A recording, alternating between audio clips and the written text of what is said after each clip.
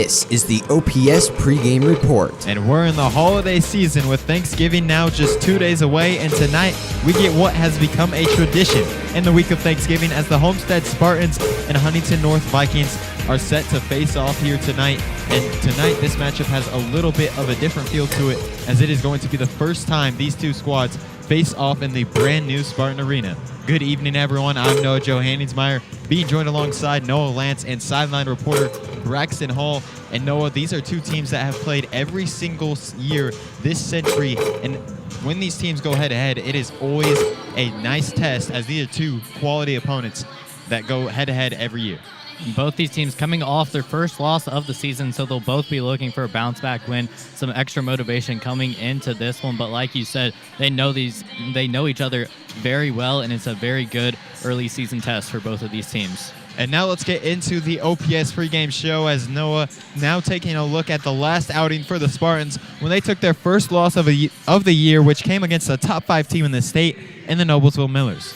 Well, once again, it was those 3 veteran starters who were the leading scorers for the Spartans. It's kind of what you'd expect, but they were not able to get past the Noblesville pressure, something they struggled with a lot last year. Their only 2 losses coming against Noblesville, and Noblesville returning Wilson and Tiffner, 2 very strong players, and the Spartans just didn't have enough to get past the Millers.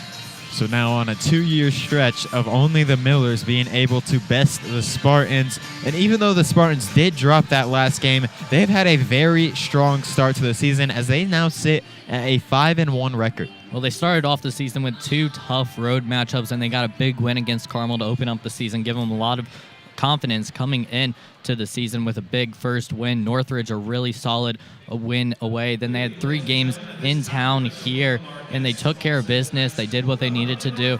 Noblesville's a really tough game. You don't expect to win that one. It's just a little extra bonus if you do, so it's not a bad loss, but we'll see how they bounce back here tonight. Yeah, the Spartans definitely had a dominant start to the season before Noblesville ending that 5-0 start, and we knew coming into this year what to expect from seniors Molly Stock and Allie Stevens, as they have lived up to those expectations. But it's the freshman newcomers in Maya Epps, Gabby Helsum, and Whitney Ankenbrook that have turned some heads this season. And obviously, you're losing a lot when you lose a player like Ayanna Patterson. She was so good for this team, averaging over 25 points per game and over 12 boards a game a year ago. So they've had to have players step up, and that's exactly what these freshmen have done. The 3 of them, as you see, averaging over 18 points per game together, doing it on the boards as well and assisting as well. So just really good for the Spartans in the future. Yeah, it's been huge to see this trio of freshmen step up for the Spartans this year.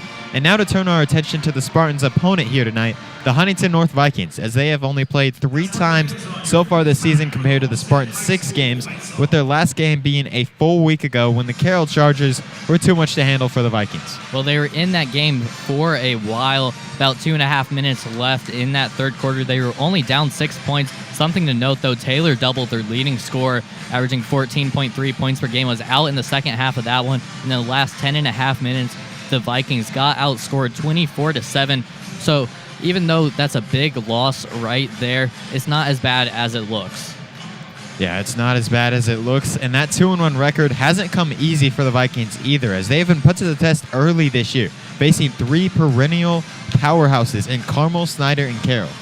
And that's exactly what they want to start their season, facing these really tough teams, Spartans being another one, just giving them good tests so they get some more experience under their belt. It's really just going to make your team better. Even if you lose a game like you do to Carroll, it's something that you can learn, and you know that you need to find more players than just double to help you score. But Snyder is a really good win, as well as Carmel. We saw Spartans also beat Carmel.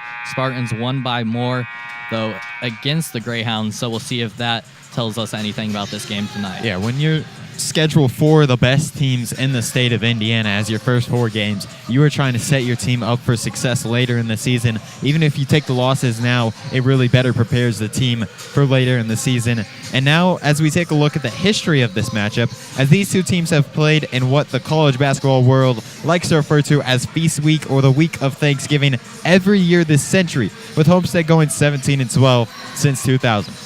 And the Spartans have loved this matchup 15 straight wins against the Vikings. Ever since 2010, they've been on a roll. The Vikings had their own streak of 11 games. And then Rod Parker, the coach for the Spartans, has had a lot of success against the Vikings. He'll look to continue that here tonight, get to his 18th win, but the Vikings will look to play spoiler to that.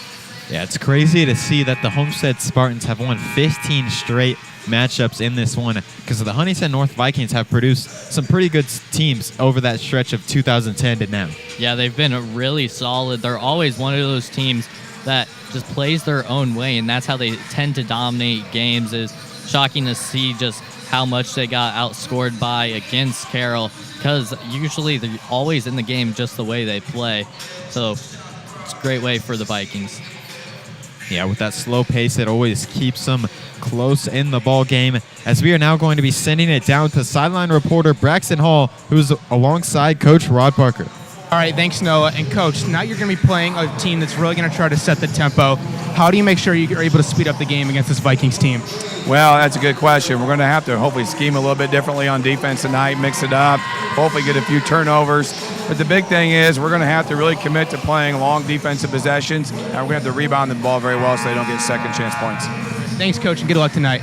Noah, back to you. And thank you, Braxton. And this team is certainly going to be trying to force the Vikings to go faster than they would like to here tonight. 100%. And Coach Parker mentioned it. They can not allow second and third chance opportunities, because that's just going to tire down your defense even more. The Spartans team does have a lot more depth, though, than a year ago, so that definitely helps them out. But if you're out there for 30 seconds, they get a shot up and they get another possession for another 30 seconds, your defense is just going to get so tired. And with that, you may not want to play as fast if you're the Spartans, just to give yourself a break at times.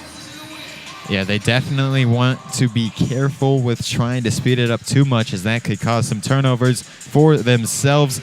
And now, as the clock is about to hit zeros right here at Spartan Arena, we're going to take a short break. But when we come back, we'll give you your keys to the game and tip off live from Homestead. You're watching Homestead basketball right here on Homestead Live.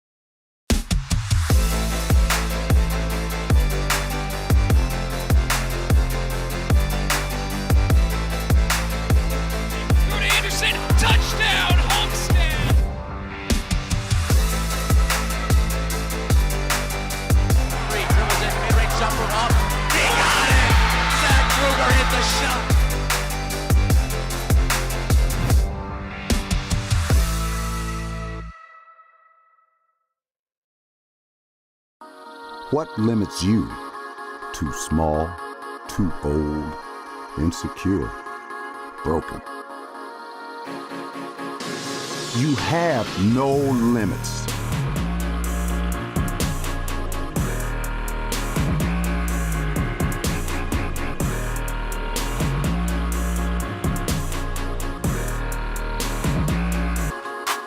Rethink your limits.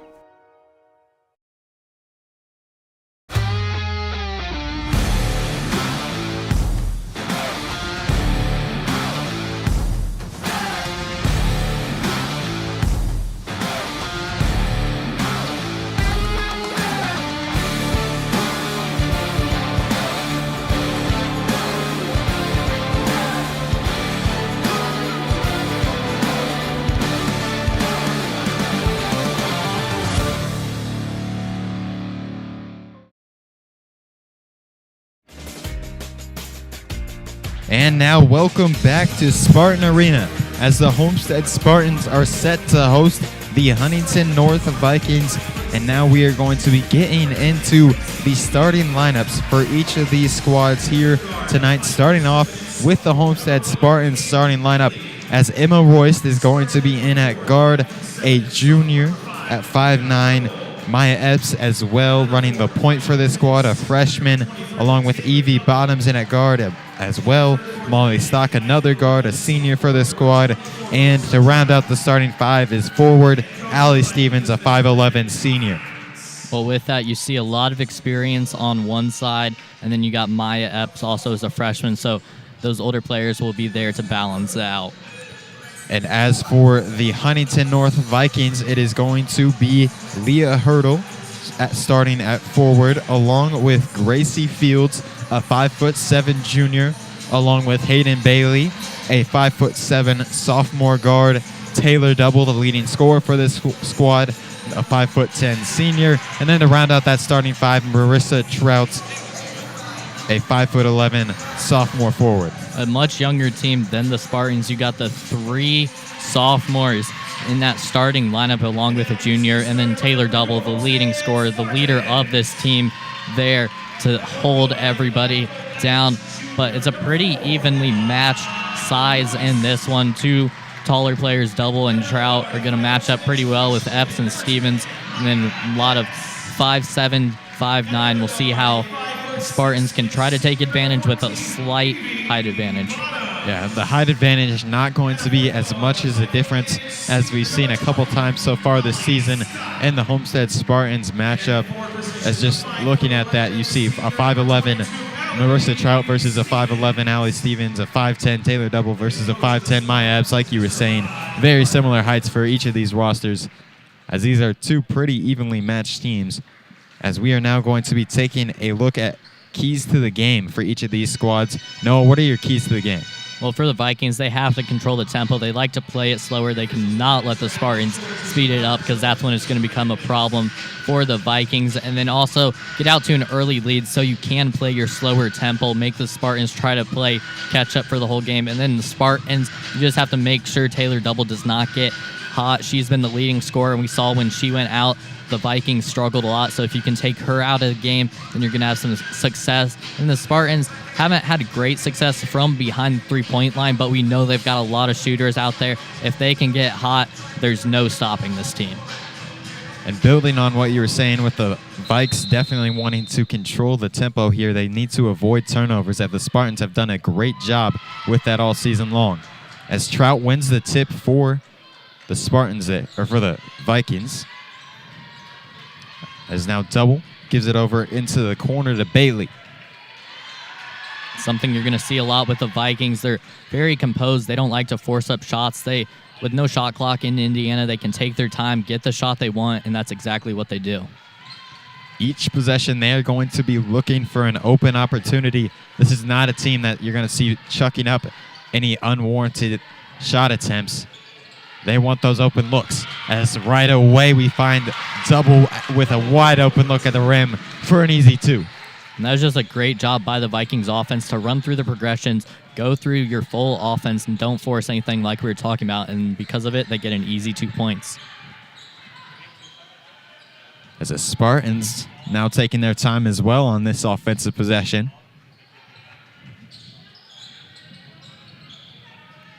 Bottoms with it in the corner.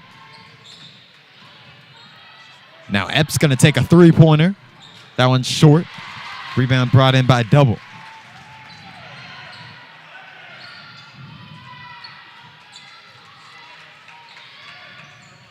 And if the Spartans are also going to try to play slow in this game, we've seen 2 possessions overall. This is the third one, but we're a minute and a half already into the game, so about 30 seconds for each possession. If the Spartans are going to slow it down also, they're going to need to hit their shots, especially if the Vikings are, and it's just exactly what the Vikings want to start the game.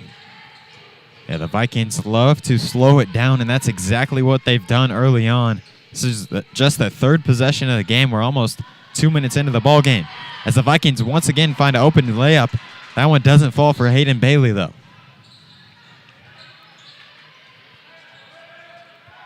Stevens now going to attack. Bottoms a three. No good.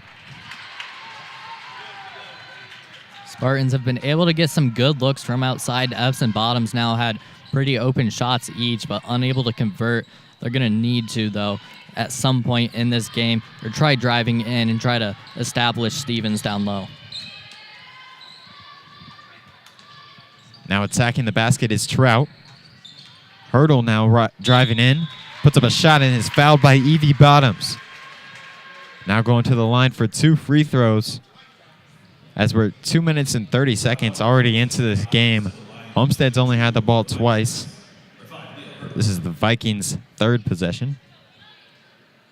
The Vikings have done a very good job at attacking the paint early on. All 3 shots that they've had have come from inside the paint. The first 2 were those backdoor cuts that they're able to get. Just looked like they're maybe trying to set up a screen and slip the screen, able to get some good looks there. And then that last one there by Hurdle, just driving to the hoop and able to get to the line.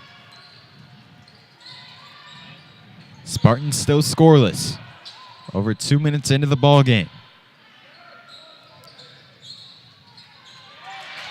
Stock with trying to feed Stevens down low in the post. Ball got stolen away. That's something we've seen more and more this year. Without Ayanna Patterson, there's not really a post presence on the Spartans team. We've seen them try to establish Stevens down low, but that was just a lazy pass there by Molly Stock, just trying to float it up there, and Hurdle doing a really good job of seeing it coming and able to get her hand in there, get the Vikings the ball back. And we've seen a lot of backdoor cuts from this Vikings team, and that seems what they're trying to get all their points off of right now. Just trying to cut backdoor, find that open pass, and get the layup. They should continue to do it until it doesn't work. I mean, we've seen them get some good looks off of it, and I mean, you can take your time. If it's not there, don't force it. And right now, they're just running a simple 5-out offense. Just if you pass the ball, you cut to the rim, go back out. This is just some basic offense, and it's working right now as they get a nice shot at the rim. Bailey can't get it to drop, though. 4 minutes into this game, Spartans still scoreless.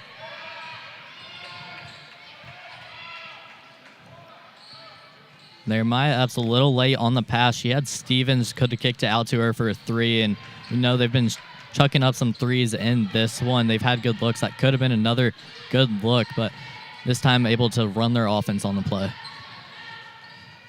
So we now see Bottoms with it. Gives it over to Stock, finds her for an open 3. That one rims out.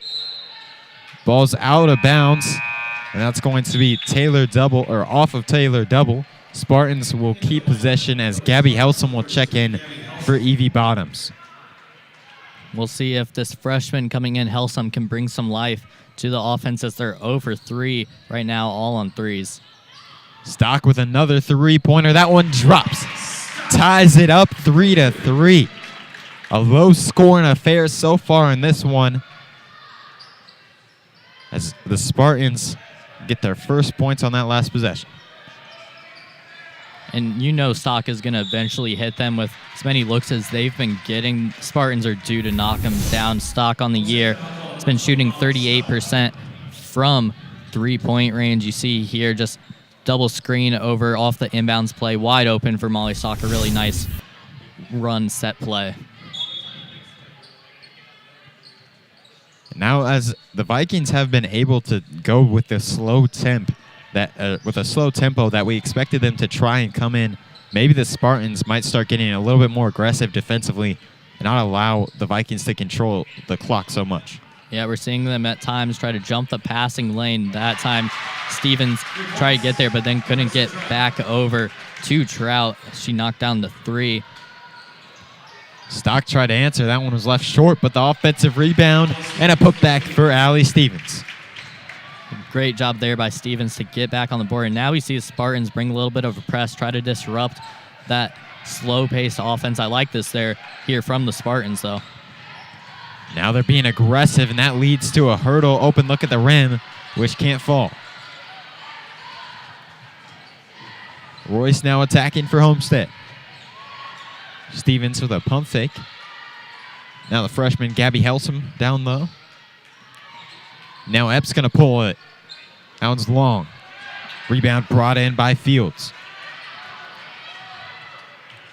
Vikings going to look to slow it down once again as the Homestead Spartans running a zone defense here. As that ball was kicked, Vikings will keep possession.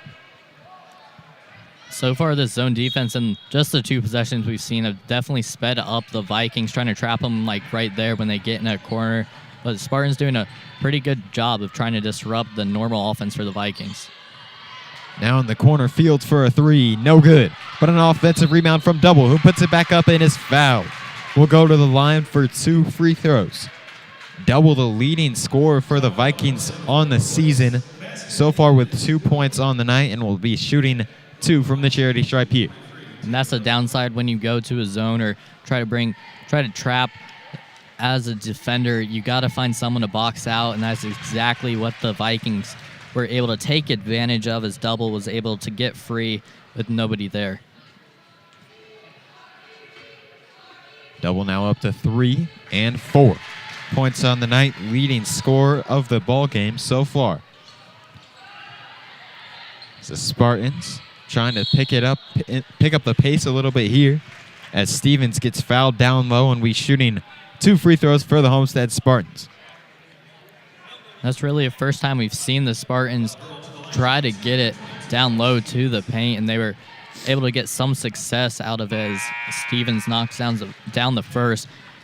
So if the Vikings are going to give that to you, try to get down low as much as you can. And so far, all the points we've seen in this ball game from the Homestead Spartans have came from Molly Stock and Allie Stevens. As those free throws both drop in for Allie Stevens, puts her up to 4 points now on the night, with Molly Stock at 3. And it's the 2 seniors that have been here for so long on this varsity team for the Spartans that have stepped up so far in this game. They're facing some adversity early to start this one.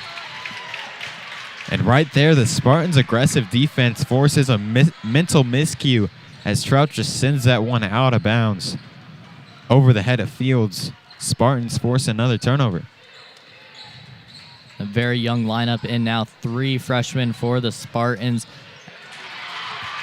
As now it's stolen away. The Vikings going out in transition. Fields easily gets that one in off the glass.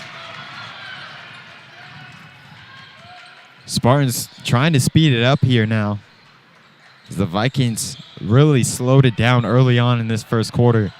Pace has started to pick up since. Stock knocked down a triple earlier, pump faked that one. She was fouled on that drive.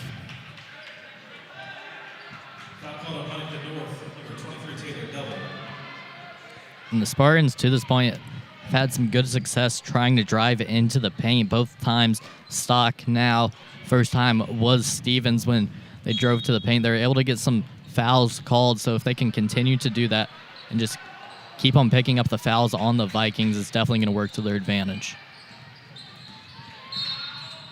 As that's going to be another foul called on the Vikings there. That's going to be their 3rd team foul so far.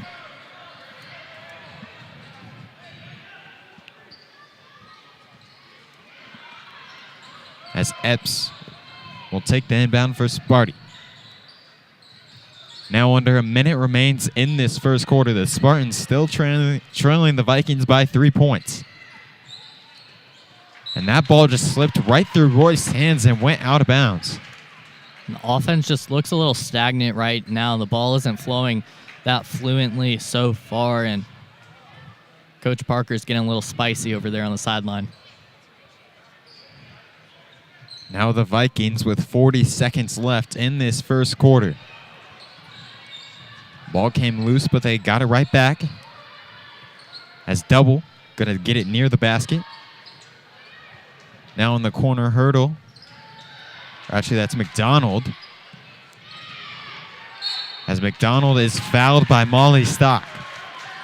That's already, if the call is on Stock, that's already going to be her 2nd foul of the night. Stock being a little too aggressive there. They had Hurdle in the trap, and she's just going for the ball when she didn't necessarily need to. It was up for grabs, and that's why she likely went for it. But just you have the trap in place. No need to try to go for the ball. Vikings looking to hold for the last shot here. As 10 seconds remain in the first quarter. It's going to be Trout attacking the basket. Took that one with 7 seconds left. Spartans now have a chance for a shot. Royce over to Stock. 1 second left. A three-pointer up, and it will not count even if it was good. But it's no good as the Vikings lead 10-7 to close out this first quarter.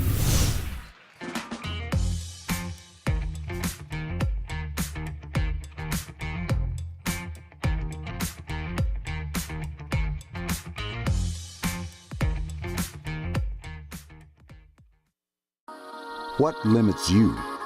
Too small, too old, insecure, broken. You have no limits.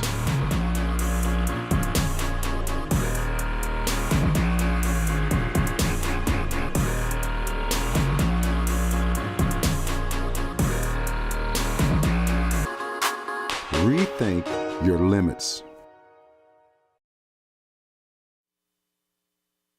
And welcome back to Spartan Arena as the Huntington North Vikings hold a 3-point lead after the first quarter of action. And early on, the Vikings' strategy of slowing down the tempo and taking as much time as possible offensively certainly worked to perfection. Yeah, it worked very well. It started very slow where we saw only about 5 possessions in the first 3 minutes or so of this game. The Spartans then try to bring some more pressure with zone defense and trying to trap the Vikings as well. That sped it up, but then at times the Vikings were able to use their quick passes to get some good looks. But it's been a very balanced attack for both of these teams offensively. No one sticking out too much.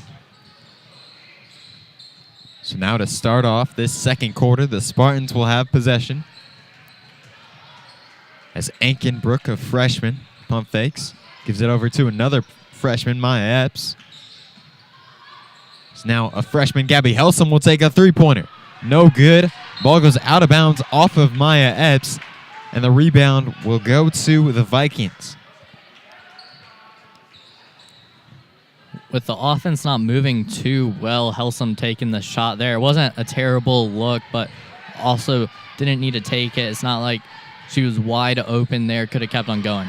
Now Maya Epps with the steal. Out in transition, puts up a layup and gets it to fall. Maya Epps has been doing a great job for the Spartans defensively this season with 2.7 steals per game. Got one there and a layup in transition, as Fields will answer for the Vikings with a layup of her own. Just some really good ball movement there. It's exactly what you need to do when you're getting trapped. You need to get open to that open spot, keep on cutting until your teammate can pass it to you. That's exactly what the Vikings did, and they were rewarded because of it. And now a double dribble going to be called on the senior for the Spartans there. Very uncommon mistake from the senior forward/guard, Allie Stevens.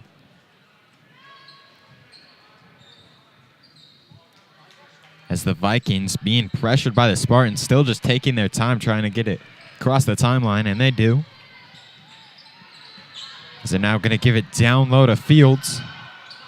Right back over to Double, who easily lays it in.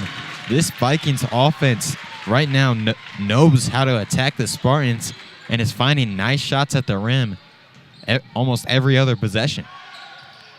Stevens pulls a three and drops it in. Allie Stevens now up to 7 points on the night for Sparty. And that's why at times it's not great to try to go down low with Stevens because she's so good from three. And that time McDonald stepped out of bounds for this Viking squad, so that's a turnover. Spartans now just trailing by 2 points and will get the possession back.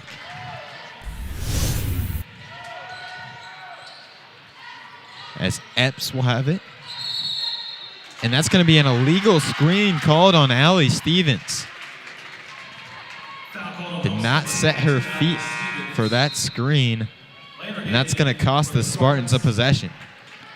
That could have been a big momentum shifter there if the Spartans were able to potentially take the lead, but maybe even tie it, because it feels like Huntington North in this quarter has been pretty dominant, but these last few possessions, the Spartans are getting some rhythm on their side. This press has slowed down the Vikings and made it more difficult for them.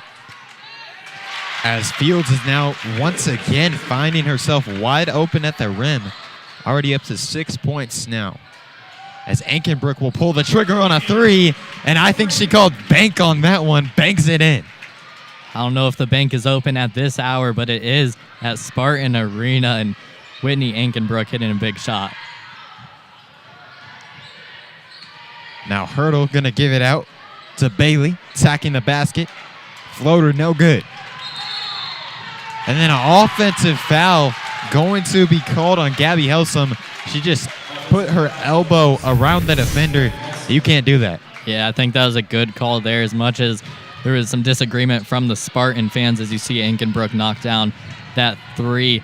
Helsum, like you said, wrapped her elbow around. Can't do that. There's no reason to. You had two teammates to your side. Could have easily passed it to them. Now the Vikes up by 1 over the number 8 Homestead Spartans. Taking their time once again. They want to have this ball game has as few possessions as possible. As Leah Hurdle has it top of the key. Bailey going to attack the rim. Sends it across over there to Fields, who hits the top of the backboard on that shot attempt. And that's going to give it back to Spartans. Fields had been pretty dominant down low, especially in the paint. She's been getting all of her points. She's up to 6 right now, tied with double for the most for the Vikings, but that time just a little too much power and wasn't wide open. Good defense by the Spartans. Now pass down low to Sanaya Sandlin is stolen away by double. Now almost halfway through the second quarter. Vikings still holding on to this lead and looking to milk the clock once again. As the Spartans playing some aggressive defense.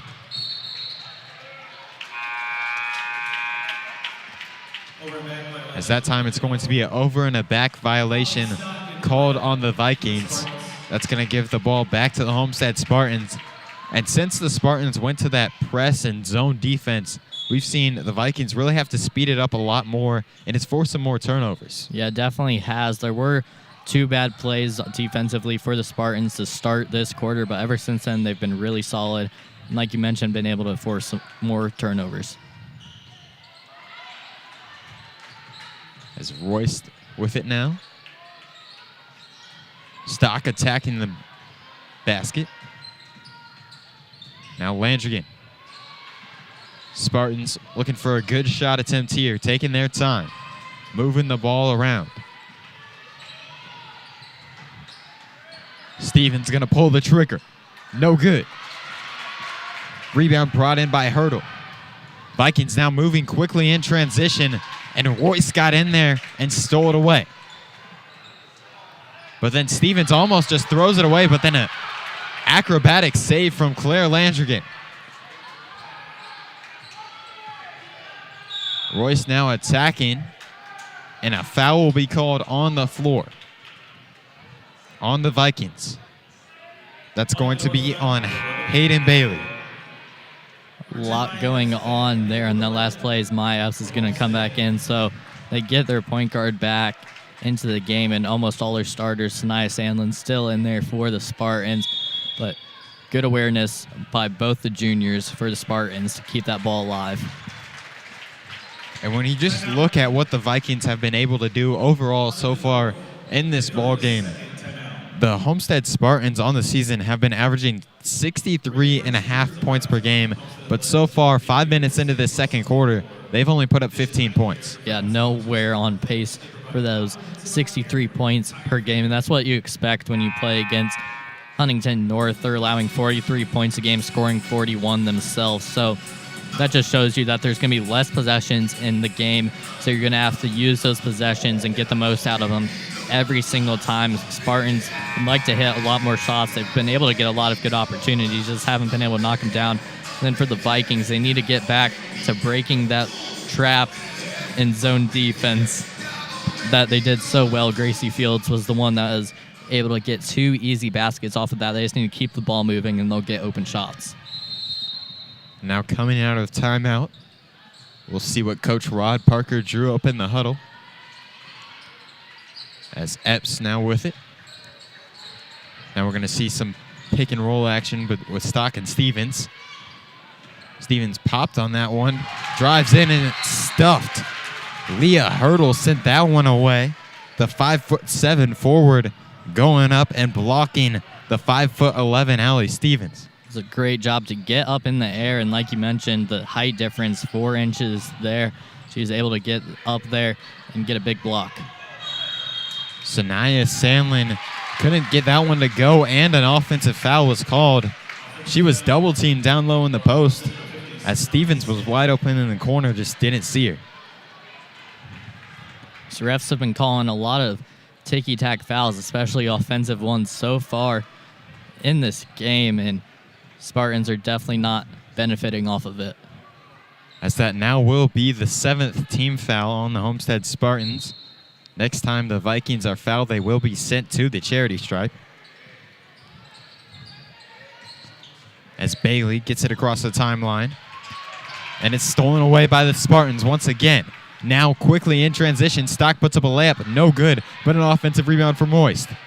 Stevens now pulls the trigger, no good. And the rebound ends up in the hands of Trout for the Vikings. Now double, attacking the basket, puts up a layup, and drops it in high off the glass. Double, now up to 8 points on the night for the Vikings, has been their leading scorer all year, and has stepped up big so far in this one.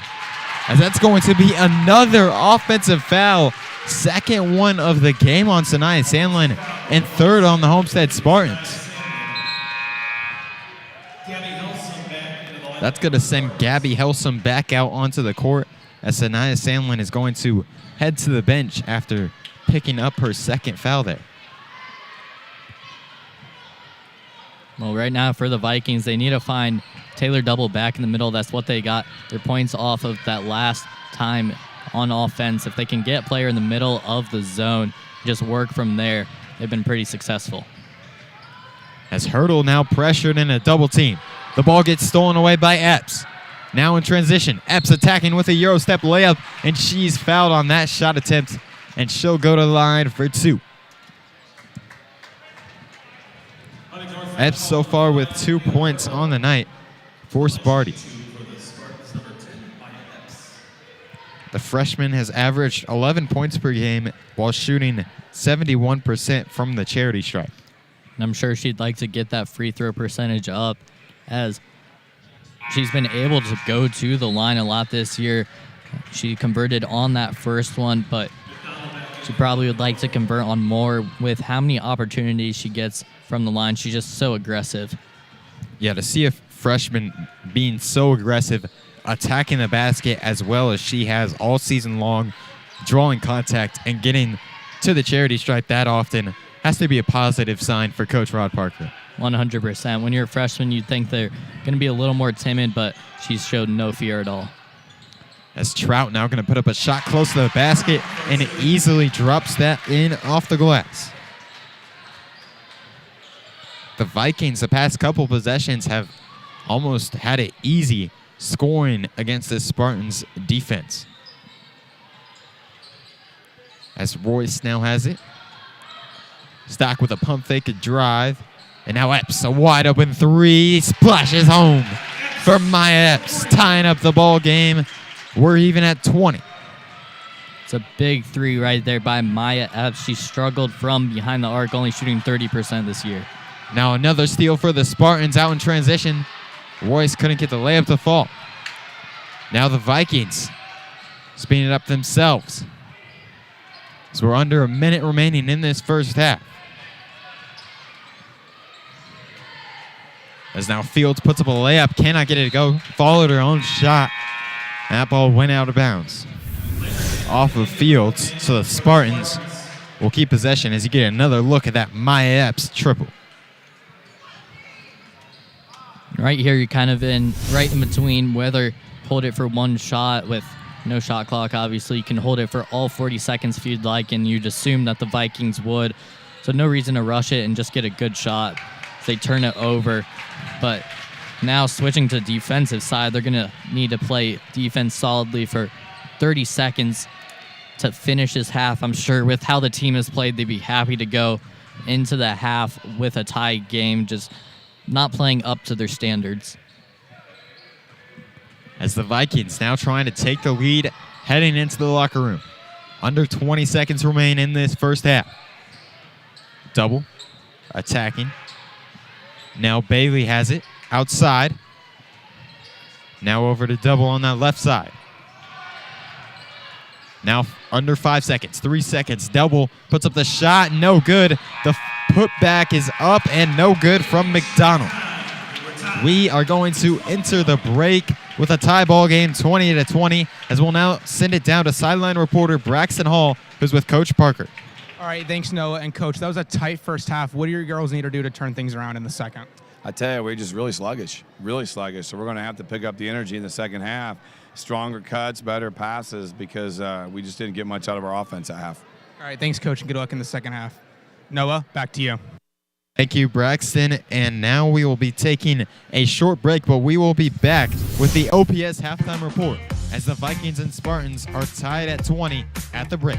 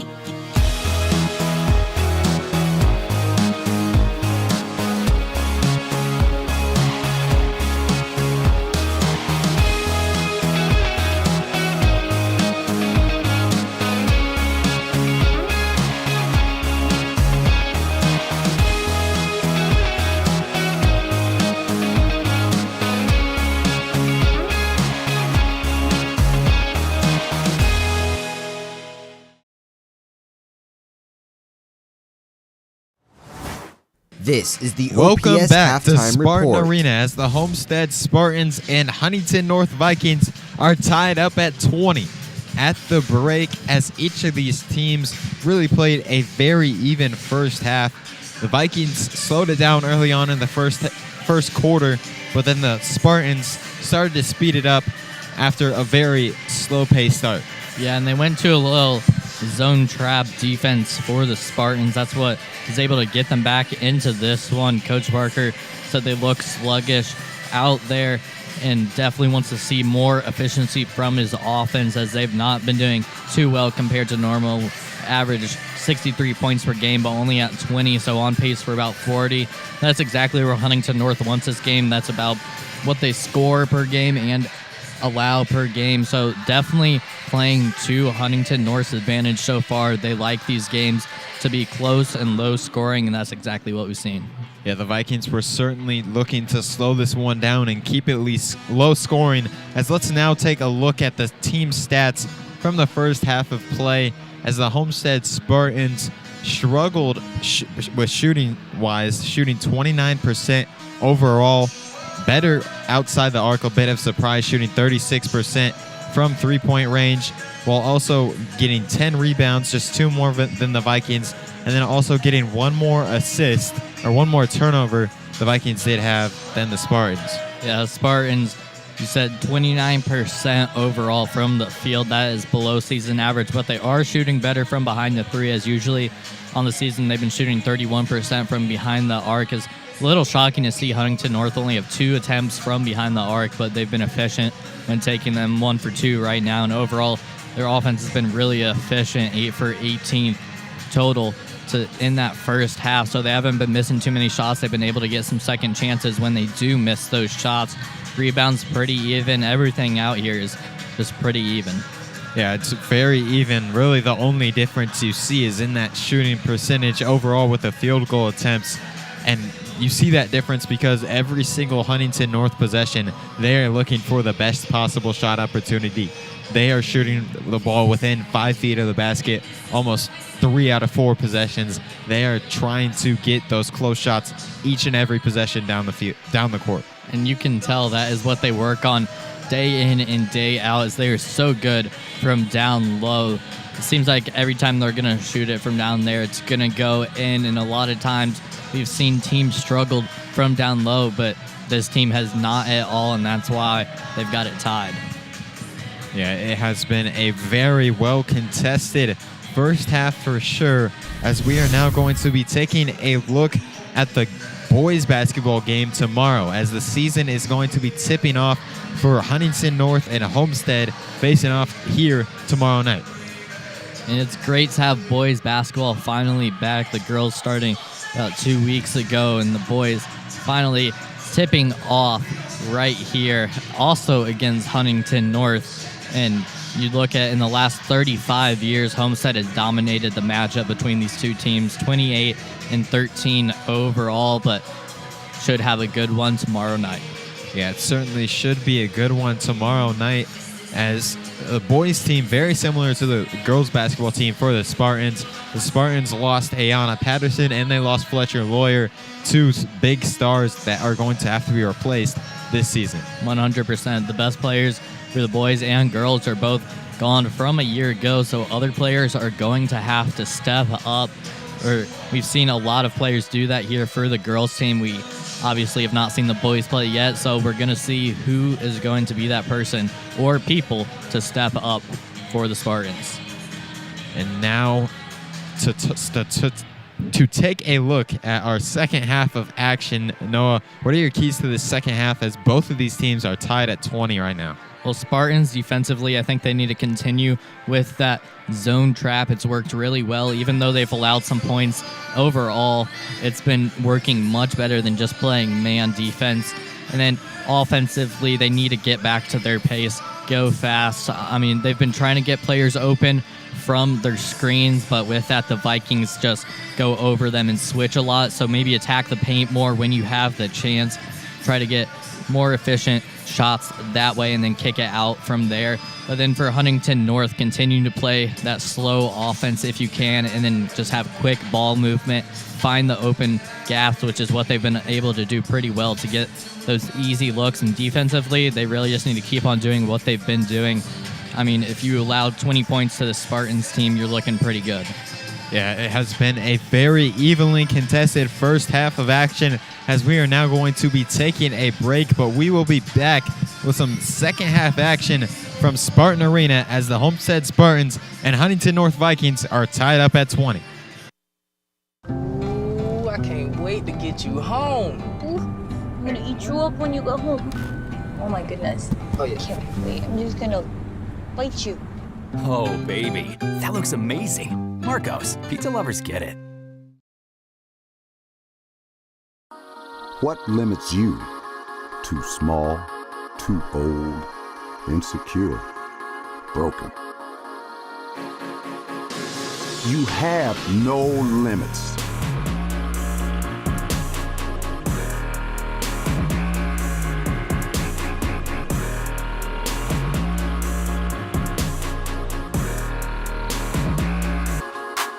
Rethink your limits. Southwest Allen County Schools is our home. Home to dedicated staff, passionate teachers, and a generous community that values and supports education. We believe our culture of learning embraces change, flexibility, and innovation. We believe our schools serve as the hub of our diverse community. We value hard work, attention to craft, and tenacity. We ask questions, share ideas, and work together to find new ways to do new things, great things, for our students, for our district, and for our community. In partnership with parents, we believe learning encompasses critical thinking, creative thinking, collaboration, communication, citizenship, and resiliency. We take pride in our successes and share in our accomplishments.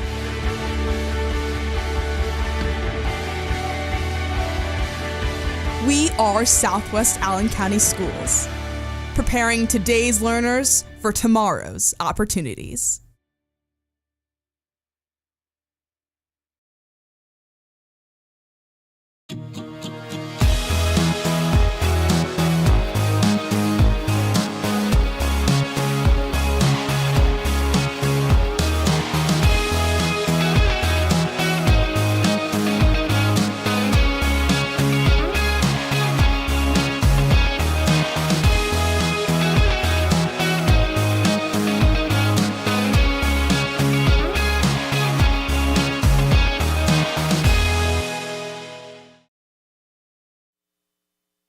Welcome back to Spartan Arena as the Homestead Spartans and Huntington North Vikings are tied up at the break 2020 as we have 16 minutes left to play in this ball game. It is a tie ball game. Noah, what are you thinking for the second half as we have a close ball game here? That's a very close first half, and we'll see what these two coaches come out for their second half adjustments. We know Coach Parker wasn't happy. We're not sure about Coach Hines for the Vikings, but see what adjustments they made and how that affects the second half. Spartans applying some pressure once again as Epps tips that pass out of bounds. Spartans right away with a message. They're not going to allow the Vikings to have it easy here in this second half. Yeah, that's exactly how you want to start it. Just start disrupting early and often. Spartans defense moving around quickly after Parker said they were quite sluggish in that first half. As Hurdle now attacking the basket for the Vikes with a nice attack of the basket and a nice lay-in. Gets them the lead right back. That's a great take there by Hurdle. She's had the pressure coming at her and was not afraid to attack it. Had a good crossover move and finished with the left. Just overall a great play. As we're now going to see Hayden Bailey get a steal there. The Vikings, once again, with the ball as Bailey's going to take a three-pointer. That one's long. Royce with the rebound for Sparty. Now Stevens finds some space. No good. Royce with another rebound. Now Spartan's going to reset with Royce at the top of the key. Epps now has it. Spartans taking their time on this possession. It looks like if the Spartans can get over, now she's coming out of the paint, but the smaller player on her, Stevens, may have a chance down low.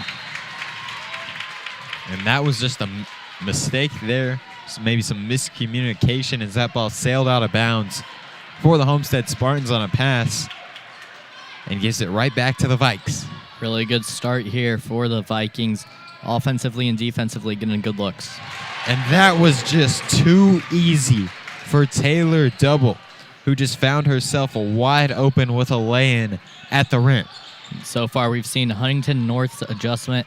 They knew that there was going to be a trap coming their way, and their adjustment has been to attack it and not be scared of it. And they've been getting to the paint and getting great looks down low. Now 2 minutes into the second half. Sparty still scoreless in the second half as that one's long. It hit the top of the backboard. Even though it fell in, it's not going to count because that was out of bounds. As we are now going to see a timeout called from Coach Rod Parker of the Homestead Spartans, as his team is still scoreless in the second half, 2 minutes in, trailing now 24-20. What limits you? Too small, too old, insecure, broken. You have no limits.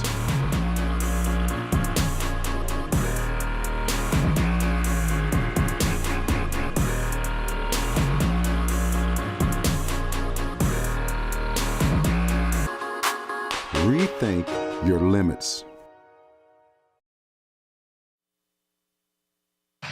Welcome back to Spartan Arena as the Homestead Spartans are now trailing the Huntington North Vikings 24-20. 2 minutes and 8 seconds into this second half, Huntington North has outscored the Spartans 4-0 so far in this third quarter. It was Taylor Double and Leah Hurdle, two players that were able to attack early on, but now a good defense possession. Now the Spartans looking to score for the first time this half. Epps attacking the basket, gets it blocked, and while she was laying out of bounds, the ball lands on her. So that's going to give possession to the Vikings. Every time the ball has gone down low, the Vikings have been right there with a double team. They've been able to force a few blocks because of it. And now back-to-back possessions, the Vikings force it or turn it over, but then right away they get it back. Now Trout in transition gets it stripped, but it goes out of bounds. Vikings will retain possession this time.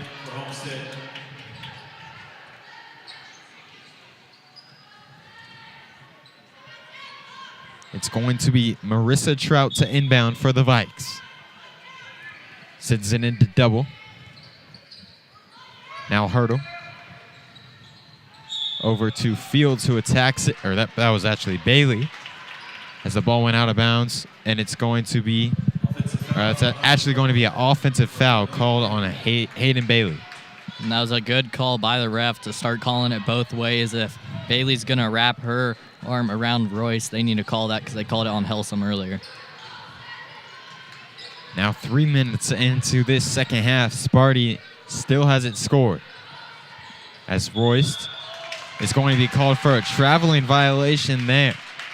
Yet another turnover. We've seen a lot of those from each of these teams early on in this third quarter. Yeah, this game is starting to get sloppy, and you would think that would play to Homestead's advantage because they're used to playing a game with a lot of turnovers, forcing them, and sometimes even turnovers themselves. But right now, it's not working to their advantage at all. Now the Vikes once again going to be slowing it down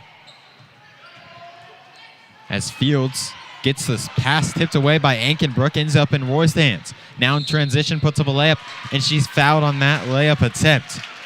Emma Royce has shot 83% from the charity stripe so far on the season, and we go into the line for two for Homestead. Something from Royce that we've seen this year. She started last year as a sophomore, but obviously that was the first time she had started on the varsity level this year. She's been much more aggressive, able to get to the line a lot more, and she's been rewarded for that. That time not able to capitalize on the first attempt, missing that free throw. Second free throw does drop, though. Royce with her first point of the night.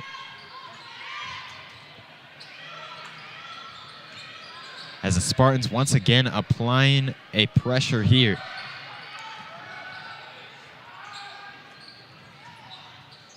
As that's going to now be double outside for this Vikings squad. Now Fields, down low to double. Putting up the layup and easily drops it in. Double now with 12 points on the night for the Vikings and gets their lead up extended to 5 points. She's the leading scorer in this game, and she's not been afraid of anybody attacking. Now Stock out to Royce, the three-pointer. That one's long. Long rebound ends up in Stock's hand for the Spartans, but then a pass is stolen away by Hurdle, but she steps out of bounds. Spartans, after all the chaos, will keep possession.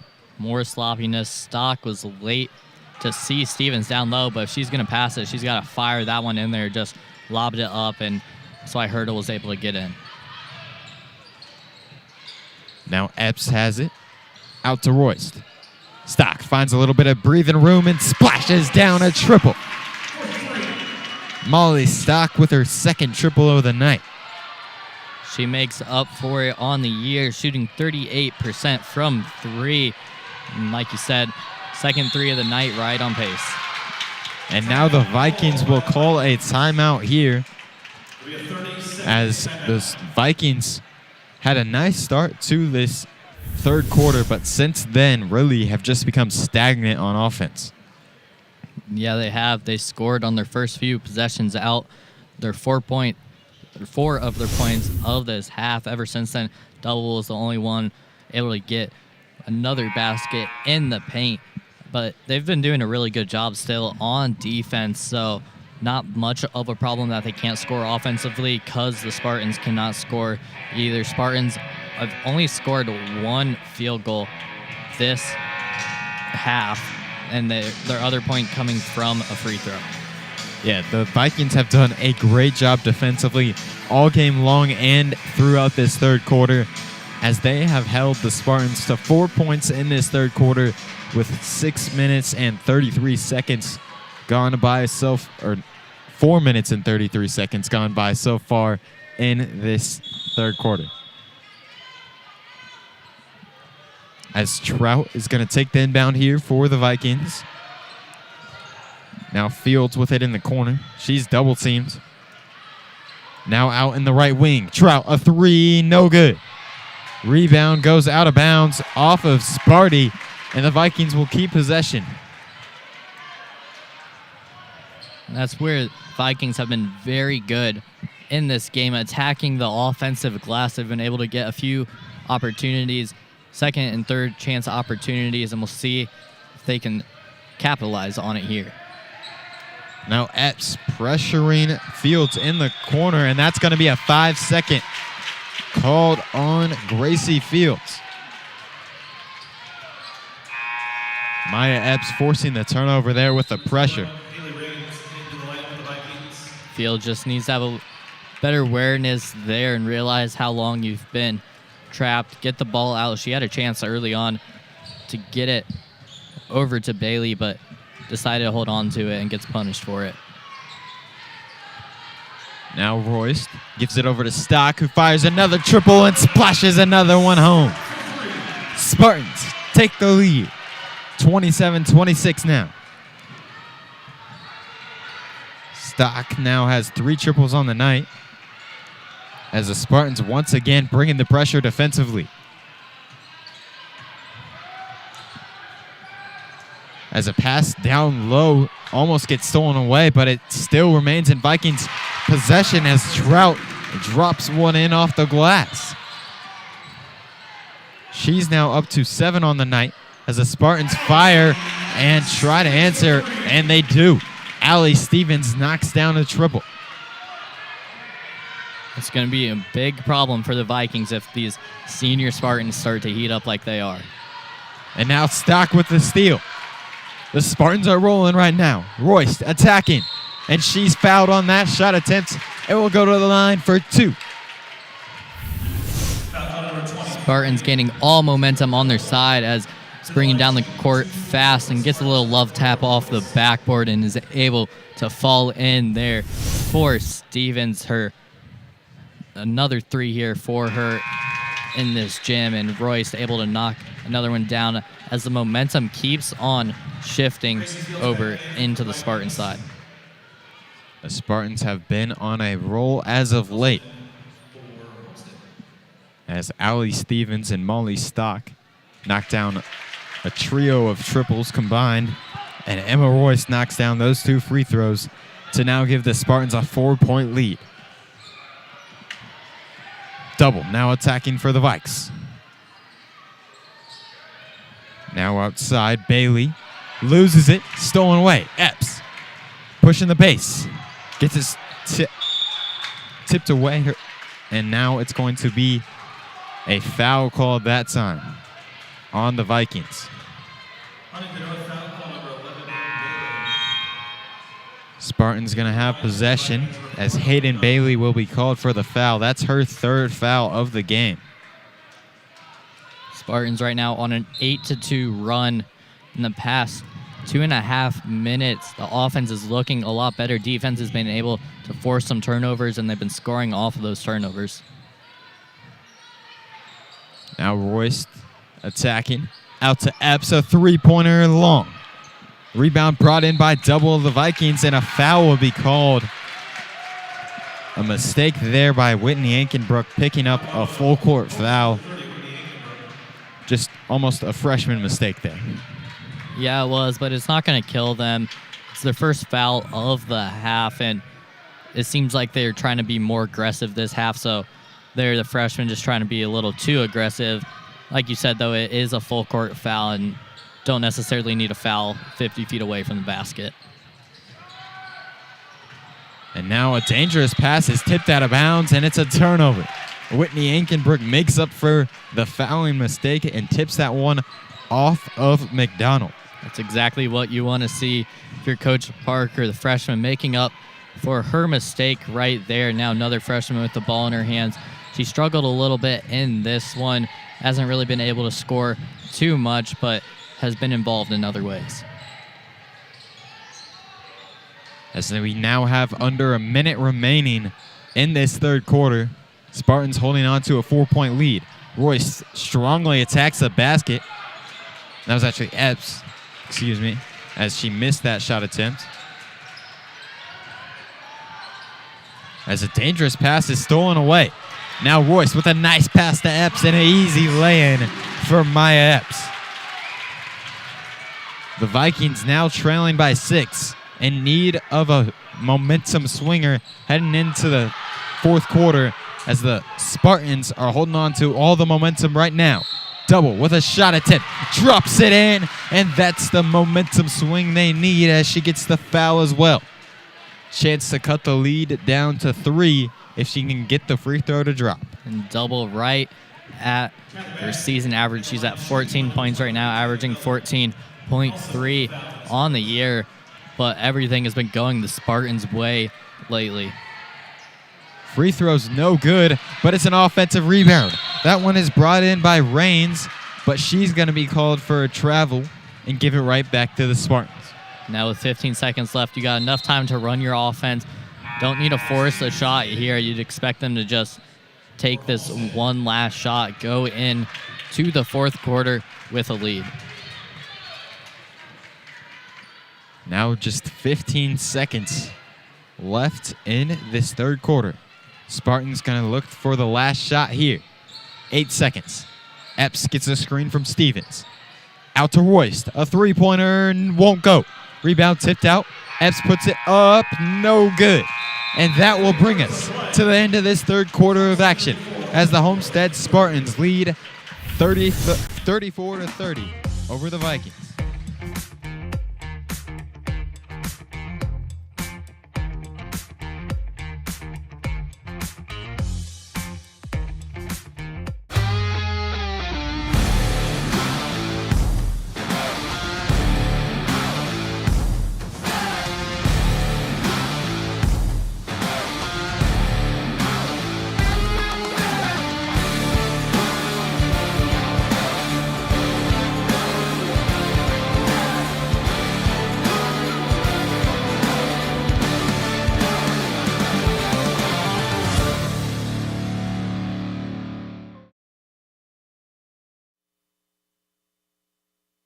And now welcome back to Spartan Arena as the Spartans hold a 34-30 lead over the Huntington North Vikings after outscoring the Vikings 14-10 in the third quarter.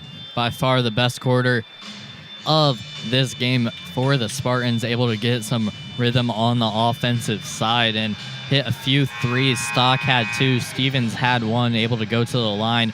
Royce was 3 times, and that's where basically all of their scoring came from in that third quarter. Yeah, that was a nice quarter overall from the Homestead Spartans, as we now see Stevens up to 10 points, Molly Stock up to 9, Maya Epps up to 10, all just stepping up big for the Homestead Spartans. And mostly for the Vikings, it's just been Taylor Double doing her usual thing, up with 14 points out of the Vikings 30. As Royce now with it for the Spartans. Over to Stevens, who's going to pull a 3. That one's short. Rebound brought in by Epps as a foul will be called on the floor.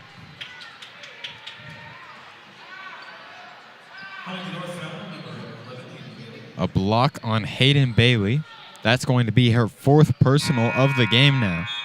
And that's going to send her to the bench momentarily, not trying to risk fouling out so early. As Royce takes the inbound and travels that time. Just a mistake that's going to cost a possession for the Homestead Spartans and give the Vikings a chance to cut into the 4-point lead. It's the second time we've seen Royce travel just in this half, something they're going to need to clean up going down the stretch. Now Hurdle, pressured, gives it over to Double, who gets double teamed. Now over on that right side is Fields attacking. Gives it over to Double, who easily lays it in off the glass. Taylor Double, consistently all night long, has found herself at the rim for some easy lands. It doesn't really feel like she's been doing too much. She just finds herself, like you said, by the rim and is able to get a lot of easy shots. Stock couldn't get that one to drop. She already has 3 triples on the night, but couldn't get that one to fall, as there's going to be a foul called on the rebound attempt there on Whitney Aikenbrook of the Spartans. 3rd team foul for Sparty so far in this half.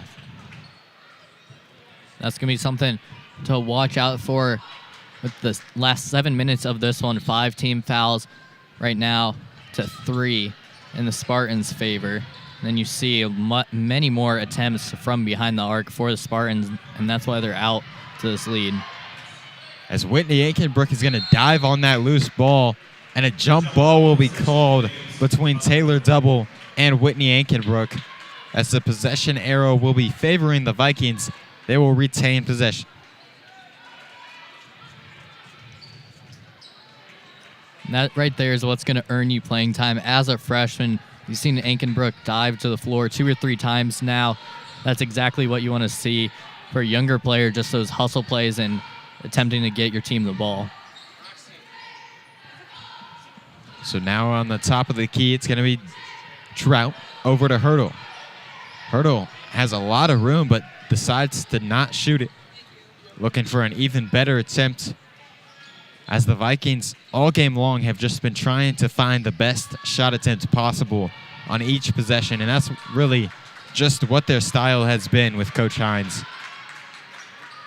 Really, to this point, it has worked, but that time they get another one from Double. That time a first 3 of the game for her, and they can continue to slow it down if they've got the lead.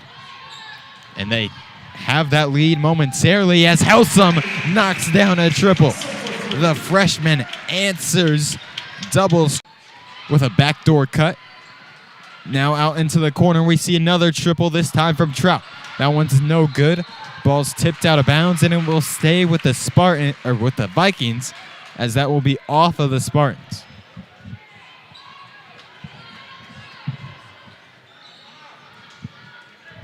Double now going to be the inbounder for the Vikings. Sends it into Fields. Now Now Hurdle guarded by Ankenbrook. We have 5 minutes remaining in the ball game. Spartans up 4. Fields tightly guarded by Stock.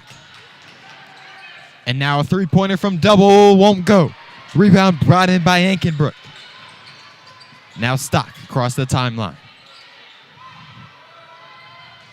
Royce has it. Spartans probably looking to try and start milking the clock maybe here. Up by 4 points here with 5 minutes left. As Stock is going to be called for a double dribble. A turnover for the Homestead Spartans. Gives it back to the Vikings. And it feels like the Vikings need to score here on this possession, cut it back to a one-possession game, being down over 4 minutes left. But if you can get it down to one possession, get a good defensive stop, potentially score, you can start running your offense again. And now Double is going, or actually a foul will be called on Ankenbrook there. And actually that's going to be on Maya Epps, as Ankenbrook and Epps were both going in for the reach-in attempt. And that's now the 5th team foul on the Homestead Spartans. As Double to send the inbound in. Gives it into Trout, who finds herself at the rim. Cannot get it to drop, though. Rebound controlled by the Spartans. Helsum now in transition. Gives it out top, and the Spartans are going to reset here. Stock now driving baseline. Puts up a floater. No good, but she's fouled. 2 for Molly Stock, who's shot 70% from the line on the season entering this ballgame. And that was a smart play to start that possession by Helsum. Even though she's a freshman, having the awareness that her team isn't down there, just slow it down. Don't need to take a 3 when you're up 4 right now. Even though she had her last attempt go in, you can get a better look, and that's what they got. And Molly Stock was able to go to the line because of it. Stock now up to 10 points on the night.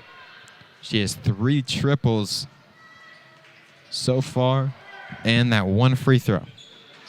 As the second free throw is no good, but the offensive rebounds hauled in by Emma Royce.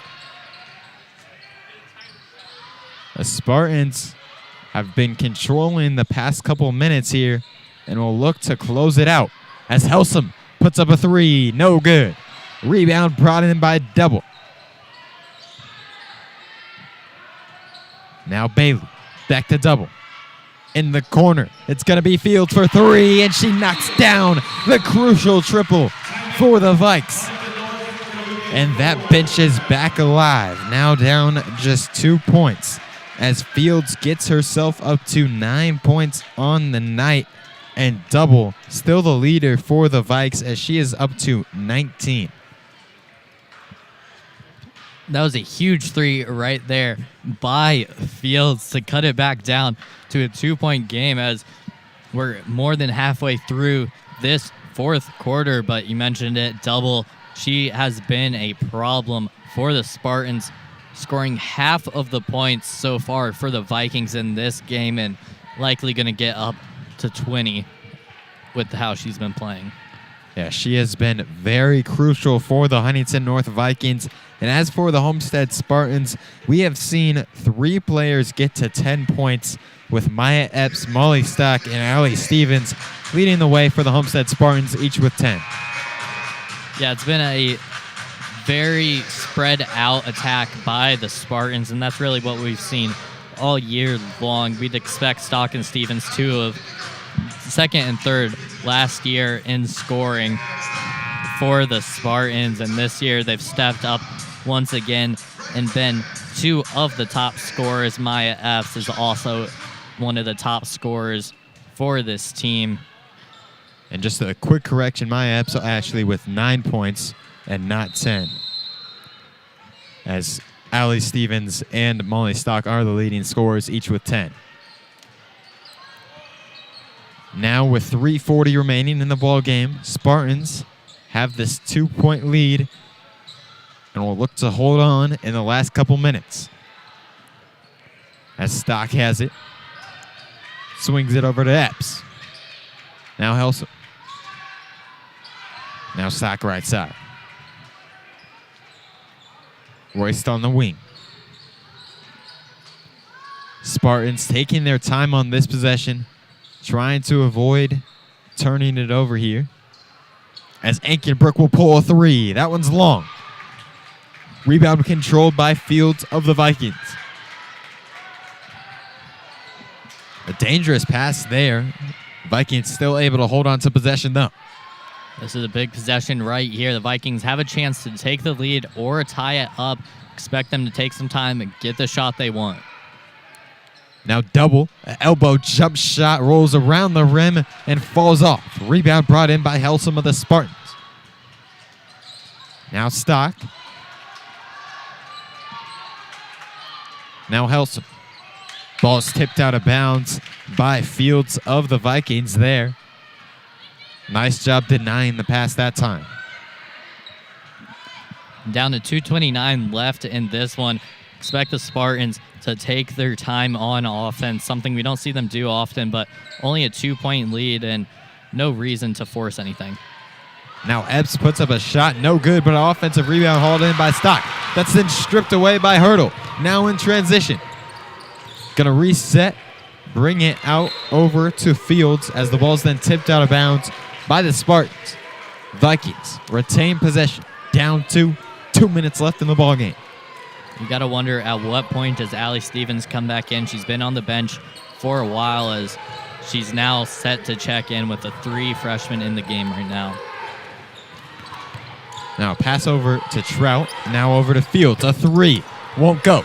Rebound brought in by Helsum. Spartans now going quick. Epps ends up with it. Now down low to Stock. Puts up a hook shot, no good. And rebound brought in by Fields. The Vikings in need of some points. Still trailing by 2 here. Double in the corner. Gets double teamed. Now attacking the basket, and a foul will be called. That's going to be a foul called on Whitney Ankenbrook. And that's going to be the 6th team foul for the Homestead Spartans. Just 1 away from sending the Vikings to the line. And that's true for both of these teams now. So Spartans and the Vikings need to be a little more careful when they're trying to go for that ball. As Fields now sends it down low to Trout. Puts up a shot, and she's fouled by Emma Royst. And she'll go to the line for 2 free throws, as that's the Spartans' 7th team foul. Royst, arguably the most aggressive player on this team, just her 2nd foul in this game. But just a good take there by Trout, and now she's going to have 2 chances. She can convert both of them and make it a tie game. Trout's first free throw is left short. Trout has averaged 9.3 points per game on the season for this squad. So far on the night, has 7. As the second free throw splashes in. Up to 8 now on the night. Cuts the lead down to 1. Epps now with it for Sparty. Sends a dangerous pass as Hurdle's going to end up with it. Now attacking the basket. And she's fouled by Molly Stock. And will go to the line for a 1-and-1. That was a huge play there by Hurdle to have the recognition to see that the ball is out there and then not just let it go and really just have it be a coin toss on who it went out on last, but attacking that ball. Now she's going to be rewarded by going to the line as Molly Stock fouled her. Hurdle entered this game averaging just 1 point per game as she knocks down that first free throw attempt. That one was crucial to tie it up. Now awarded a second free throw. It's up and in. Vikings take the lead. Hurdle with 5 on the night. Epps over to Royst. Guarded by Double. 1 minute remains in the ball game now. The freshman Epps sends it over to Royst in the corner. Hands off to Stock. Now Epps back over to Stock, and the ball goes out of bounds. off of the Homestead Spartans. Vikings take possession up 1:49 seconds left, and we're going to get a timeout from Coach Rod Parker of the Homestead Spartans. As the Vikings have taken the lead 41-40.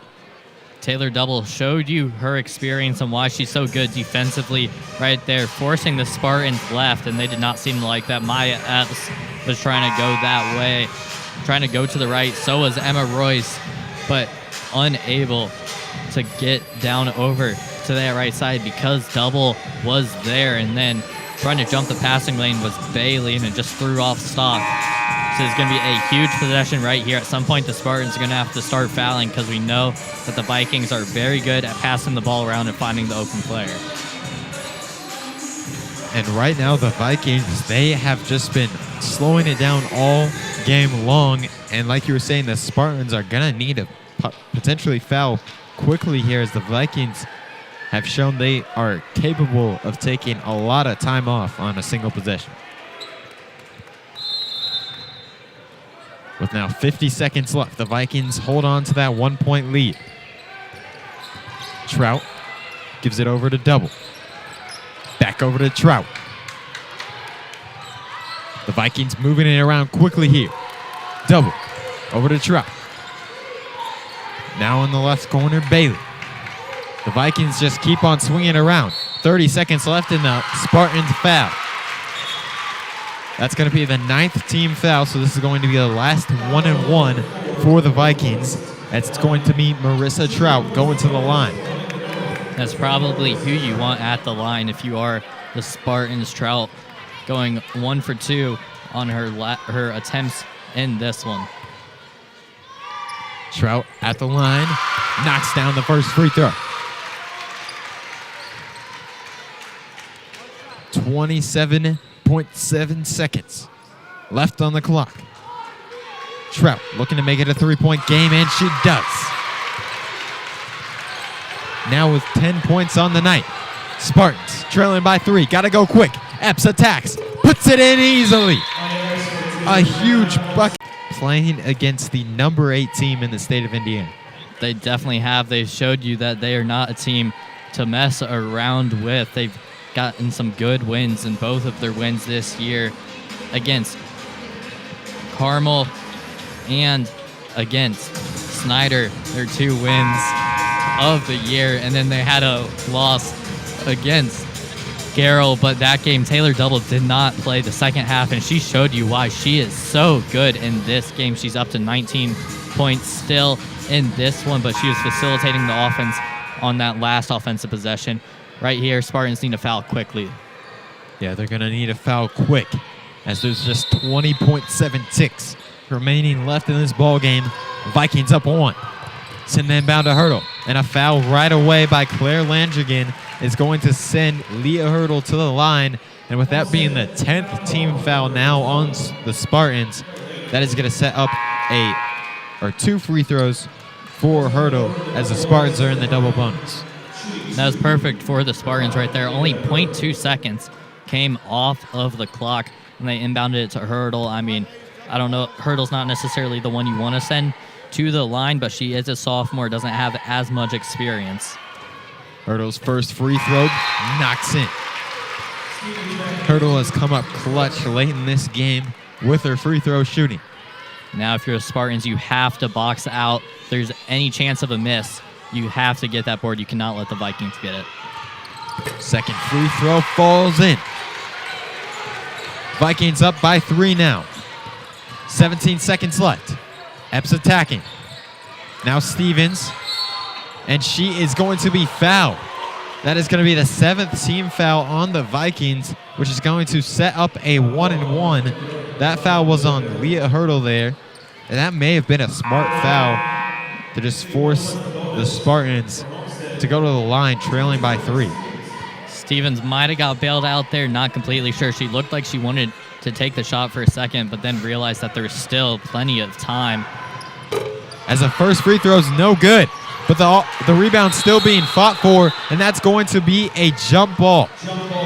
as the possession arrow is going to favor the Homestead Spartans, so they will keep possession with 8.5 seconds remaining, and they are now going to be calling a timeout as they are trailing by 3 points here with 8.5 seconds left. If you're Coach Parker, what are you drawing up in the huddle right now? You got to set up a play for two different players. I mean, my Epps is likely going to be the inbounder here, but you have to set up for either Molly Stock or Allie Stevens and trust them that they're going to knock down a big three right here. They're the two best,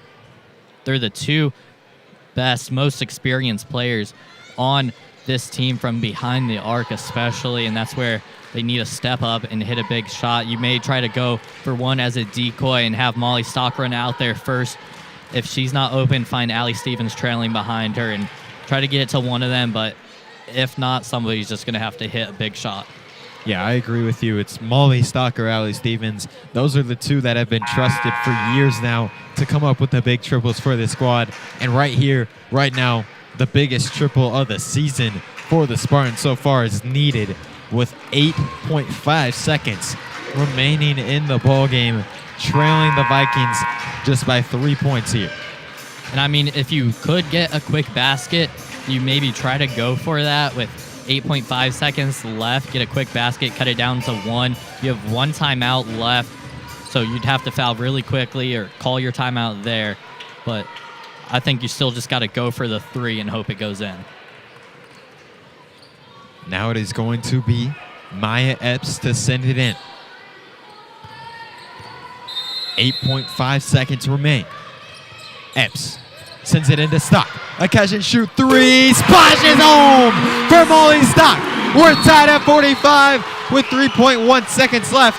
And Coach Hines will call a timeout for the Vikings. Ice cold. It's in her veins. Molly Stock with a huge three right there to tie the ball game up and get herself up to 13 points in the game, but no 3 points more important than those right there. And that right there may be the biggest shot we've seen so far in Molly Stock's career as she knocked down that triple, found herself with a little bit of breathing room and sent it in. Thus bring us to this intense moment here. Now with 3.1 seconds left, Coach Matt Hines is trying to draw something up for his team to go and take the win in regulation. You'd assume it'd be going to Taylor Double. She's been the person they've been going to all night long. If you're Spartans, you have to be very careful to not foul here. If you cannot foul, send them to the line and give them two chances to win the game. So now just 3 seconds left in this game. As you for sure are correct on the Spartans need to avoid a foul. That would be almost a worst case scenario. Here with 3 seconds left, you don't want to give the Vikings any free attempts at the line. It's going to be Taylor that's inbounding it here. Taylor Double, that is, sorry, who's inbounding it. So look for her to potentially get the ball thrown right back to her. She has been the big playmaker on the night for the Vikings.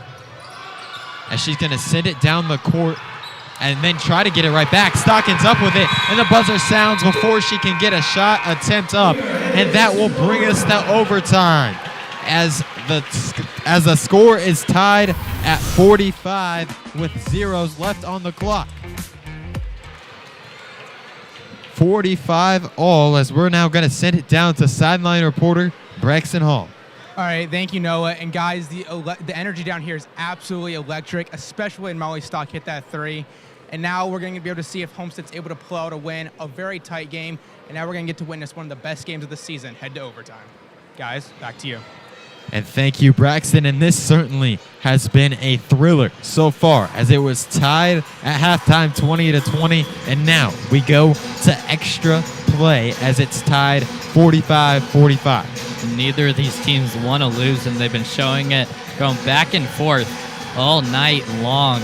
And that was just a crazy three by Molly Stock to tie the game up and send this one into overtime. And what a big shot that was by Molly Stock. And now she's up to 13 points on the night, the leading scorer now for Homestead, as the leading scorer in the game so far has been Taylor Double with 19 points. Definitely going to try to get it back to Taylor Double here if you are Huntington North. And then if you're the Spartans, you need to attack Hayden Bailey. She's got 4 fouls in this game, so try to get her out of this one. She was a presence when she got back in. And now we are going to see Double versus Stevens in for the tip to start off overtime, as we're going to have 4 minutes put back up on the clock, as 32 minutes wasn't enough to decide this one. The tip ends up in the hands of the Vikings, as right away Trout going to attack, cannot get it to go. Offensive rebound. Now a 3 for Double, long, no good. Rebound brought in, but then stolen away right away by Hurdle. And then Stock now with a steal, pushing the pace, attacks the basket, and a foul is going to be called. Molly Stock going to the line for 2 free throws. She came up with a big shot to send us to overtime, and now she'll shoot 2 to potentially start off the scoring in overtime. Stock trying to take over this game and leave her mark on it. She definitely already has in regulation, but now trying to start it off in overtime. As the first free throw falls in for Molly Stock. She is now up to 14 points. And now another free throw. That one can't fall. Spartans with a 1-point lead after Stock went 1 for 2 at the line. Double over to Trout. Now over to Bailey. Now Fields with it. Vikings once again going to look to take their time, as they did very often in regulation, just trying to find the best shot available. As that pass to Fields goes out of bounds, and right away the Spartans going to get it back. 2 solid defensive possessions so far by the Spartans. The first time around they did allow a second chance opportunity, but were able to not allow any points, and now they've got a chance to extend the lead. Now Helsum a 3, no good. Rebound brought in by Stock. Pressured in the corner, got to send it away, and she does over to Stevens. Now Epps attacking the basket. Now Stevens a 3, bullseye for Allie Stevens. A 4-point Spartan lead after that big triple. Now across the timeline, and it's stolen away. Now the Spartans put up a layup, no good, but the follow from Royston, and that's in. The Spartans taking control in overtime, up 6 now. As Double attacks, puts up a shot, and she's fouled. That shot was no good, but she'll shoot 2 from the line. This was a huge 3 right here by Allie Stevens, almost from the volleyball line. We know she can shoot it from anywhere inside of a gym, and she's proving it right there. A huge 3 from Allie Stevens to increase the Spartans' lead. As Double's first free throw attempt drops in, gets her up to 20. Double has been really quiet ever since about 4 minutes left in the fourth quarter, and that's really where the Vikings started to struggle. Second free throw was no good. A fight for the rebound ends up with a jump ball. Possession arrow favoring the Spartans. As Helsum will be the inbounder, gives it into Epps. Now Stock. Taking her time. A cross-court pass to Stevens. Hoists up a 3, long. And a long rebound was brought in by Fields, but she was out of bounds. So the Spartans will keep possession, up by 5, 2 minutes left in OT. Great job there by the Spartans to attack it and then force the Huntington North player to have to catch it really close out of bounds, and then she eventually did step out of bounds. And now it's going to be tipped out of bounds once again by Fields, making it difficult here for Homestead. Helsum sends it into Epps this time. Stock spins over to Helsum. Now Royce attacking. An extra pass over to Epps. Epps in the corner with a whole lot of room. Now attacking the basket and easily splits the defenders and puts it in off the glass. Spartans up 7 now. Maya Epps is so good at attacking paint. That's where when they're just trying to get back into it late in that fourth quarter, it started from her attacking the paint. And Fields was fouled on that shot attempt. And she will now shoot 2 free throws from the line with 1:31 left in overtime. The Vikings need to score quick, trailing by 7. As Fields with 2 big free throw attempts here to try to cut into that 7-point lead. And that's the big problem when you run such a slow offense that it's harder to get back into games quickly, especially when you only got a minute 30 to work with. Gonna have to work fast and hit some more shots. Second free throw, no good. Spartans still up 6. Royce now over to Helsum. Stock, Tacky. Now Epps on the left side. Guarded tightly by Bailey. Now attacking the basket. A nice layup attempt. Cannot fall though. Rebound brought in by Double. She's now attacking. Gets it down low. Puts up a shot and drops it in.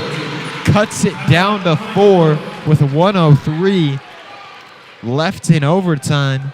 And Double right there. She just took over in transition, attacked the basket, and got that layup to drop.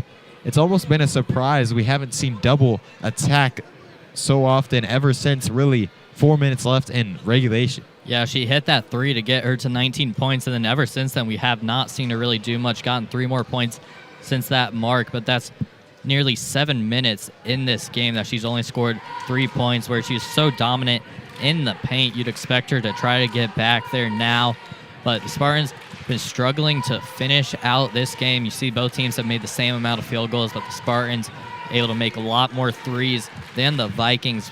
Spartans here just going to look to close it out and not let the Vikings get back in it. Yeah, if you're the Homestead Spartans right now, you got to expect the Vikings are going to bring on some sort of pressure defensively, and they got to avoid any turnovers. 100%. That's the last thing you can happen, especially if it's a turnover and then they get a fast break going the other way.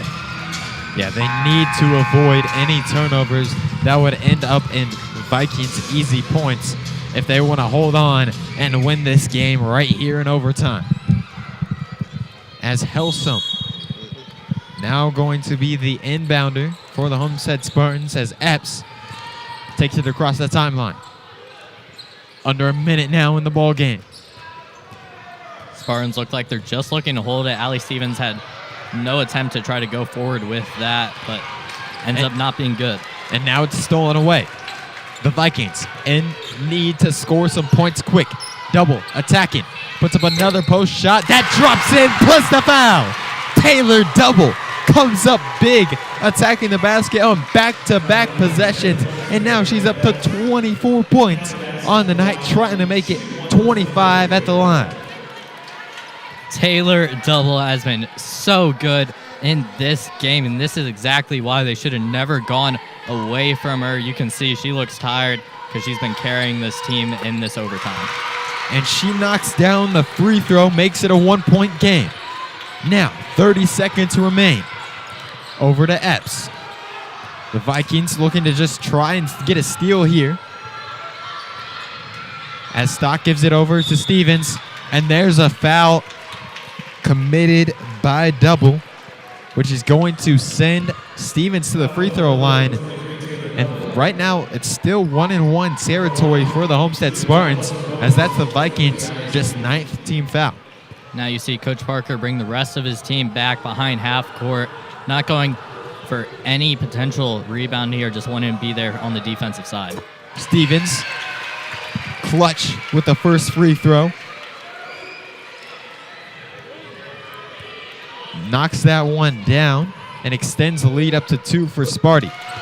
Second free throw good as well. Spartans now up by 3. Vikings going to need to score some points quick here. I think if you're Spartans, you think about fouling here so they don't get a 3-point chance off. Double, gonna pull up a 3, and it's in! Taylor Double from downtown ties up the ball game at 55, and that right there is very reminiscent of the shot we saw Molly Stock hit in the end of the fourth quarter. Both of these players are cold-blooded snipers from downtown. They are stepping it up when their team needs it the most. Both teams needed a 3 to get them back into it and tie the ball game up. That's exactly what both teams got, and there's a very good chance that we may see a second overtime. We saw Taylor Double now up to 28 points after that huge triple. 9 points scored in overtime. Entering this ball game, her season high was 26 points, which was scored in the second game of the season against the Carmel Greyhounds. But Double in this one is up to 4 fouls at this point. So they if you're the Spartans, you have to attack her if this goes into another overtime, because if you can get Double out of the game, you're basically taking away all of the Vikings offense. And now here with 8.4 seconds left, Homestead Spartans looking for a big shot of their own, trying to end this ball game here in overtime. Helsum gonna send it into Epps. 7 seconds remain. Epps across the timeline. 3 seconds. Epps still attacking, puts up a shot, and a traveling violation called. Maya Epps with the mistake as 1.8 seconds remain. The Vikings now getting ready to try and draw something up themselves. Double, the headbounder, 1.8 remain. Send it into Trout. A half-court heave at the buzzer. It's in! It's in! Marissa Trout calls game from half-court. 58-55 final from Spartan Arena. Wow! Unbelievable from Marissa Trout. What a game. We had 2 huge threes to tie it for both teams, and Marissa Trout ends it on a half quarter. That is a game of a century. And how about that? The Huntington North Vikings had lost 15 straight against the Homestead Spartans, and right there in overtime, Marissa Trout comes up big from half court and calls game. That was the biggest shot of her career, and wow, just speechless. Unbelievable finish to this game. We saw Taylor Double take a deep 3-point shot, cash that one in, tied it up. The Spartans had their own chance, ended up in a traveling violation from Maya Epps, and then with 1.8 seconds left, Double inbounded to Trout, and we saw that half-court heave go in. And now let's take a look at this shot once again, as we just see a half-court heave fall in for the Vikings. An unbelievable finish to this ball game. And it kind of felt like that's how this game had to finish, with how many huge shots had been hit in this game. It didn't seem like anyone was going to finish it in the normal regulation, just going back and forth. But wow, great game right here tonight, and a huge shot there by Trout. And now we're going to take a short break, but we'll be back with the OPS postgame report.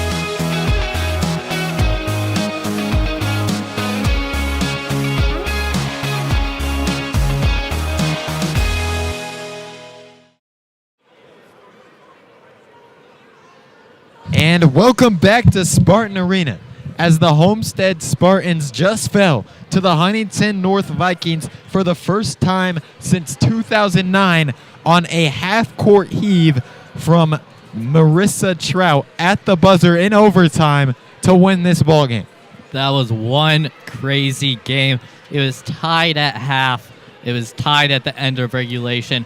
It looked like it was going to be tied at the end of the first overtime, but Marissa Trout had other plans. And what a crazy series of events that led up to that shot. And how about this shot from Marissa Trout at the buzzer? A half-court heave, banks it in. What a performance from Marissa Trout and Taylor Double for this squad. Well, we talked about it earlier with Whitney Ankenbrook banking it in. The bank is still open apparently at 9 o'clock at night, and for good measure for the Vikings. And now let's take a look at the final stats of tonight's game, as both of these teams played a very even matchup, going all the way to the final buzzer in overtime. And just comparing these stats, we see a turnover differential, a bit of a rebound differential, and then also Huntington North shot a much higher clip than the Spartans. Well, the Spartans, with those three-pointers, knocking out 5 more three-pointers in this one, were able to get out to that lead, as well as forcing those turnovers in that second half. So the Spartans really seemed like they were dominating that second half. It's just Huntington North was shooting it so well. They were getting a lot of good looks when they were able to get a shot off, and that's why their percentage was so high. And then they hit the last 3 shots of that game.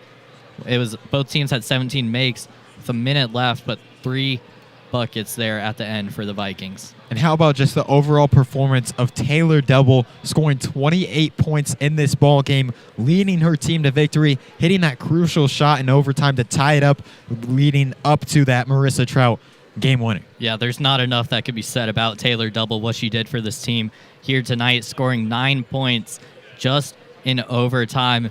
I mean, when you look back at this game, Marissa Trout is probably going to be the name you remember just with what a crazy shot that was, but Taylor Double was the one that gave Trout the chance to even knock that down.